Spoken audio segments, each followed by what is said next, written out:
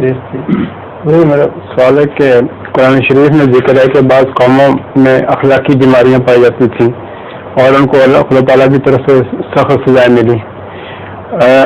Europe میں اس قسم کی بیماریوں کی بہت بتاط ہے.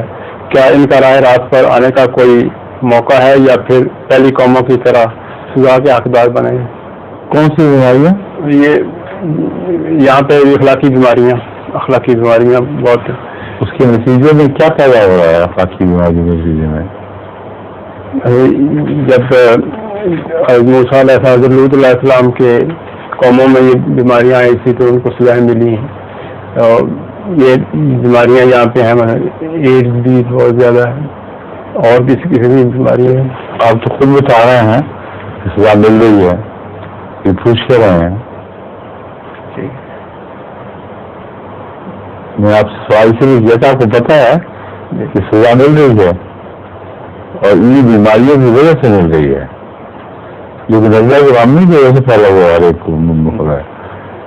یہ ہے ہی درد کے باری کے نتیجے میں. جو آدمی پاک ہوگا اس کو بیماری نہیں ہوگی، لیکن آپ دوسری کسی بیماری کے متعلق یہ نہیں کہہ سکتے پاک ہو تو بیماری نہیں ہوگی.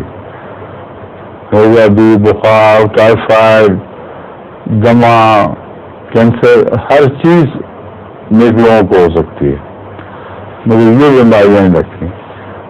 ان کا لوتی کردار سے، لوتی تو نہیں کہنا چاہیے بلکہ اس کی قوم کے کردار سے ایک تعلق ہے.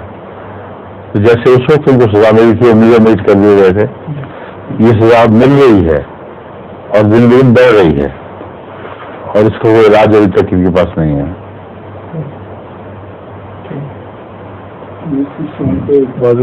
غلط لوگوں کو انجیکشن کے ذریعے بھی ہو گیا، مثلاً کوئی حادثات ہے اس طرح کے بھی کافی بات ہے.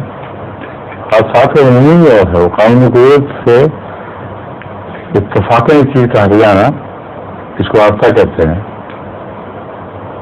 موٹر اس لیے نہیں آئی کہ کھڑے میں جا گئے، ایکسیڈنٹ ہو گیا تھا. ظہور